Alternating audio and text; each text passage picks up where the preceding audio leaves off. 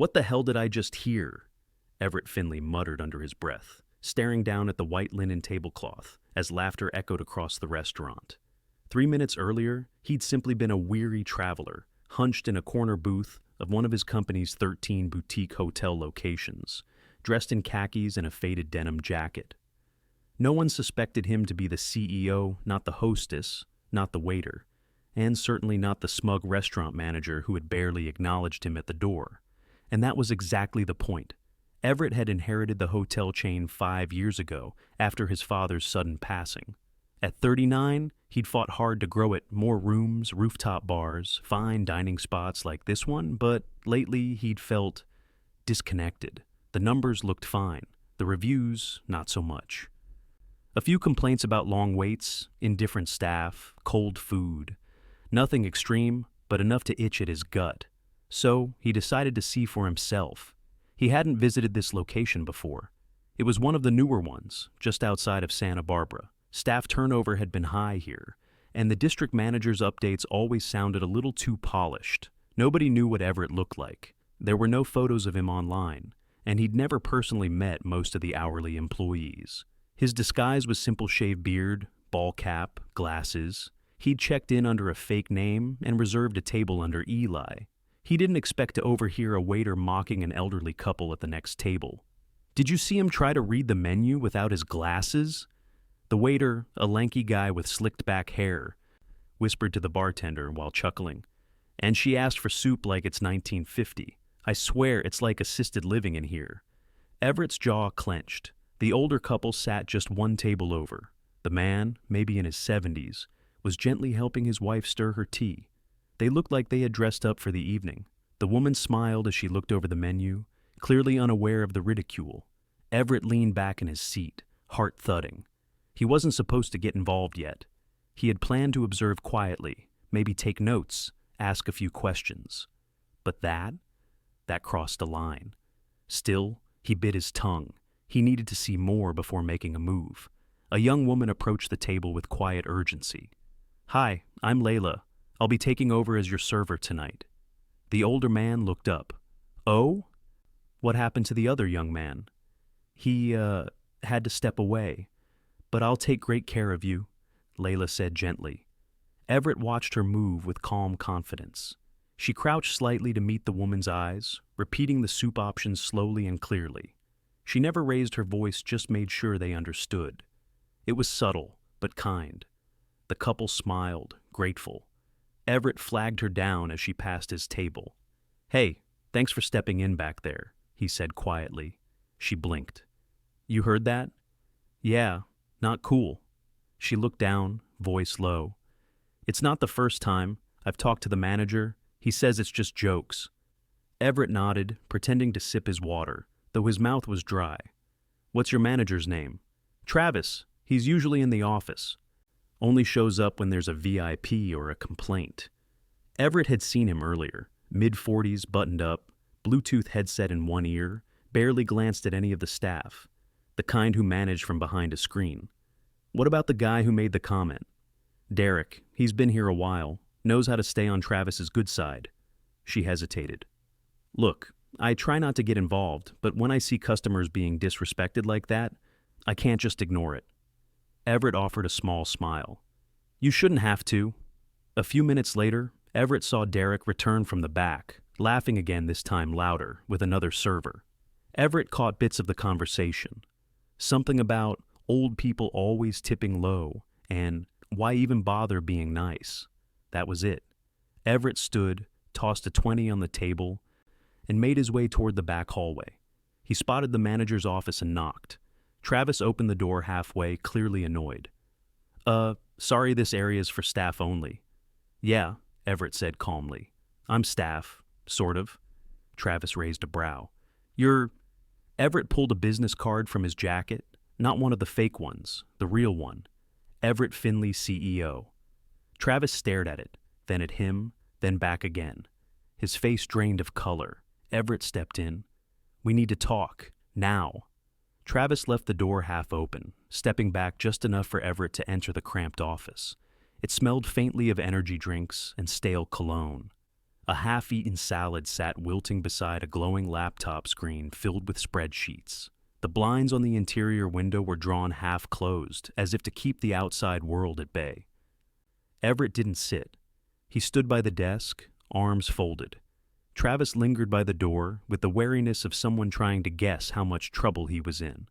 "I'm going to ask you a question," Everett said, "and I want an honest answer. How often do you actually walk this floor?" Travis blinked. "I mean, I check in. I handle issues as they come." "That's not what I asked." A pause. "I'm responsible for operations, so I delegate. The shift leads. Are you aware that one of your servers mocked an elderly couple loud enough for other tables to hear?" Travis shifted his weight.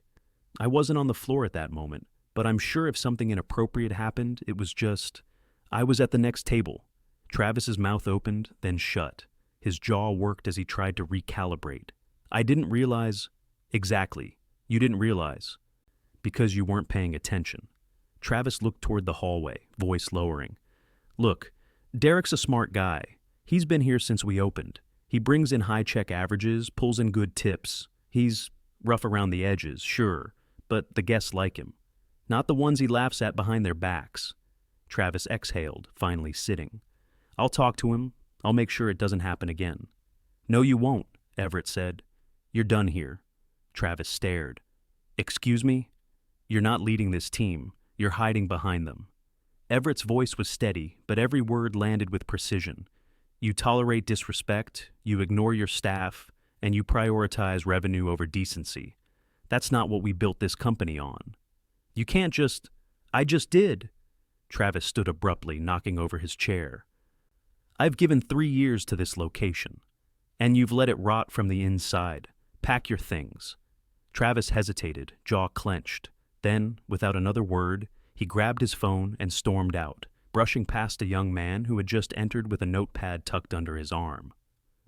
Sorry, I was told to bring the night shift reports," the man asked, glancing nervously between Everett and the open laptop. "You are?" "Jason, assistant manager. I usually handle inventory and scheduling." "Close the door, Jason." He did. Everett motioned to the chair. "Sit." Jason did slowly. He looked to be in his mid-20s with tired eyes and a nervous energy that made him tap the pen against his thumb. "You seen things around here that don't sit right?" Jason hesitated. "Is this confidential?" Everett nodded. Jason looked down. "Derek's a problem. Not just the comments you heard. He'll skip side work, pawn off tables he doesn't like, and somehow still pulls the best shifts. Travis always gave him a pass." Everett leaned in. "Why?" "Because Derek threatened to quit last year. Said he'd walk and take 2 other servers with him." Travis panicked. "Let him pick his own sections after that." "Have you reported any of this?" Jason looked away. "I tried, but every time I brought up staffing issues or behavior problems, Travis would say I wasn't thinking like a manager. He stopped scheduling me for leadership shifts after a while." Everett nodded slowly. "How many people on your team are actually doing the work?" Jason shrugged. "Half, maybe less. Layla's solid. She covers other people's tables without complaining. Sophia in the kitchen, she's a machine.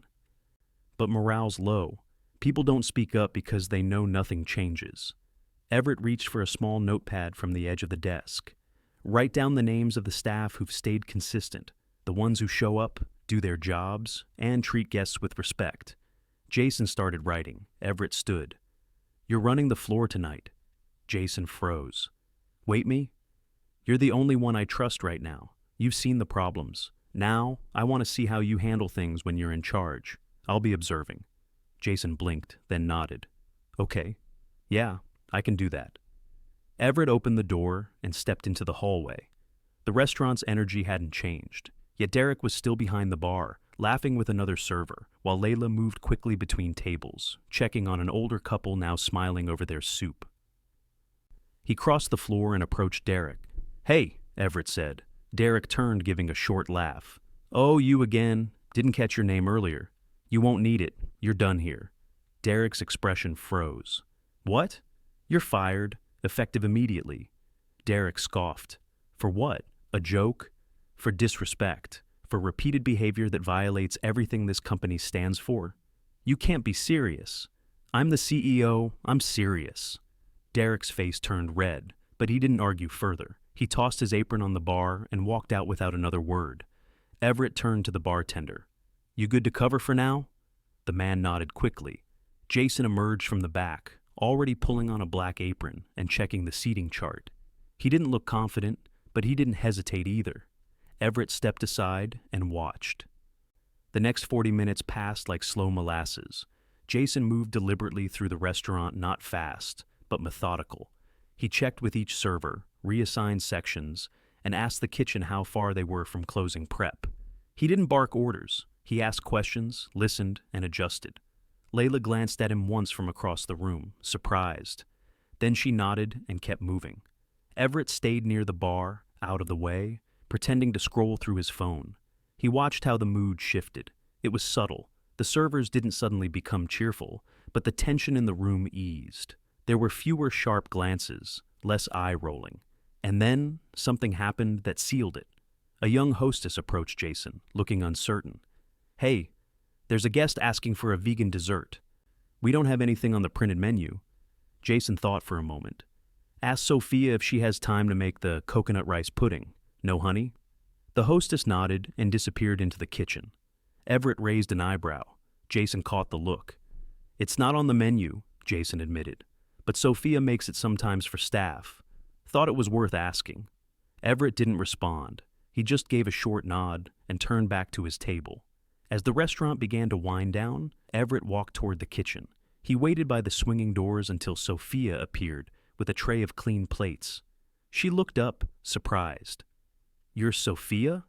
She nodded, wiping her hands on a towel. "Yes? Do you need something?" "I just wanted to say thank you for how you're holding this place together." She tilted her head. "I don't know about that.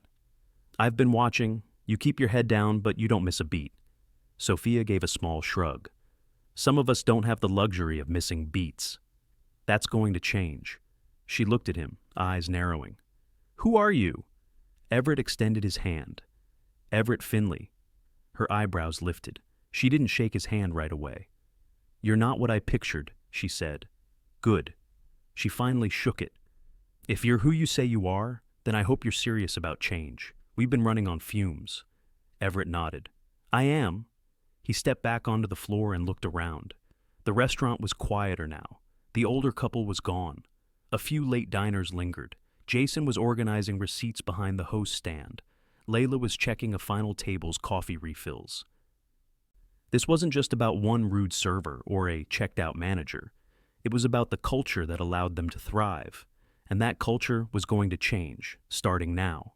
Everett returned to the hotel lobby just after midnight, the restaurant finally quiet behind him. The air was cooler now, crisp coastal wind slipping in through the automatic doors each time they opened. He leaned against the polished front desk, catching his reflection in the dark marble. He looked tired, honestly tired, not the kind of weariness that came from travel or long meetings, but the exhaustion of finally seeing something you'd been afraid was true. The night auditor, a petite woman in her 30s with a name tag that read Marla, glanced up from her monitor. "You need something, sir?" Everett nodded toward the staff lounge behind her. "Anyone else back there?" "Just me. Housekeeping clocked out at 11. Maintenance left after fixing a clogged drain upstairs." He paused. "How many people are scheduled overnight?" "2 of us, usually. But Carlos called out. I'm covering both shifts." Everett frowned. "So, you're here alone?" Marla nodded once, expression calm, but clearly used to it. "Not the first time." He folded his arms. "When's the last time a manager checked in with you during overnight hours?" Her mouth moved slightly like she was about to say something neutral. Then she dropped it. "Can't remember, not recently." He looked down at the logbook she was filling out, neat handwriting, times recorded to the minute, guest requests noted with initials. "You like working here?" he asked. She hesitated. "I like the guests. I like the building when it's quiet. I don't like being the only one here when things go wrong." "What kind of things?" "Elevators stalling, drunk guests trying to talk their way into rooms that aren't theirs. Sometimes people wander in from the street. I've called security 3 times this month." "You don't have overnight security on property?" Marla shook her head. "Budget cuts, I was told. But if something happens, I'm supposed to call the night manager." "Who's the night manager?" She gave him a look. It's supposed to be Travis. Everett straightened. And when you call him? I used to call. He stopped answering. Now I don't bother unless it's serious. He didn't say anything for a moment, just stared at the front desk computer, the blinking reservation system, the empty bell for service. I'm making some changes, he said. Starting today. Marla gave him a long look, then nodded slowly, as if unsure whether to believe him. Good. We need them. He thanked her and stepped into the elevator. His room was on the 4th floor, but he didn't press the button. He just stood there, looking at the panel, thinking. The last thing his father told him before handing over the business was simple. Don't let the top floor cloud your view of the lobby. Somewhere along the line, he had. In the morning, Everett didn't sleep in. He was back in the kitchen by 7, leaning against the counter with a coffee in hand, when Sophia walked in, tying her apron. She froze when she saw him, unsure whether to greet him or wait. Do you always open? He asked. She nodded. Kitchen opens at 6:30. I get in early to prep. Anyone else joining you? Sometimes. Today it's just me. He glanced around, no music, no chatter, just the quiet hum of the walk-in fridge and the clatter of her setting up her station. You're not a morning person, are you? She asked, not unkindly. I'm learning how to be, Everett said. She cracked eggs into a stainless steel bowl, then paused. You don't look like someone who cooks. He smiled slightly. I used to. My dad made me work prep in high school. Said if I wanted to run the company one day, I had to know what burned onions smelled like. He was right, she said. Most of the time, people in suits forget what this place feels like when it's busy, hot, and short-staffed. He leaned in. How short are you? Weekends? We need 3 cooks. We're lucky if we get 2. Dishwasher called out twice last week, so I stayed late to finish. He considered that. Why don't you say no? Because I care about the people eating the food. I care about Layla running food that's not backed up. I care about the line not falling apart. He nodded slowly. That's not your responsibility alone. No, but it's mine by default when no one else steps up. Everett stepped back. I'm going to fix that. Sophia didn't respond, just reached for a whisk and started beating the eggs with brisk, practiced movements. Downstairs, Everett met Jason near the service hallway. He was still in yesterday's shoes, still moving with the cautiousness of someone not fully comfortable in the role he'd been given the night before. Morning, Everett said. Jason rubbed his eyes. Didn't sleep much, was checking schedules, trying to figure out how to fill tonight's gaps. You're running the floor again? Only because there's no one else. I talked to Layla. She agreed to double up on tables until we get a second lead. Everett looked at him. You want to do this full time? Jason blinked. Be the general manager? Yes. Jason hesitated. I do, but I don't want the title if I don't get the tools. You'll have them, starting with authority over scheduling, hiring input, and support from regional. Jason exhaled. Then yeah, I want it. Everett nodded. I'll make it official this afternoon. He turned toward the dining room. Layla was already there, polishing glasses at the bar. She moved quickly, but her pace was different now, focused, not frantic. He approached her as she filled the juice station. Morning, he said. Morning, she replied, looking up. I've got something for you, he said. You're getting a transfer request form. She paused. Am I being pushed out? No, I'm giving you a choice. A choice? Regional training program in San Diego. You'll work directly under the district hospitality lead. It's competitive. I'd like to recommend you. She stared at him. Why? Because you've got instincts I can't teach, and because you stepped in when no one else did. She tapped the edge of the juice pitcher. I've never been outside this town for more than a weekend. Then maybe it's time. She didn't say yes, but she didn't say no either. By mid-afternoon, Everett met with the regional HR rep in his hotel room.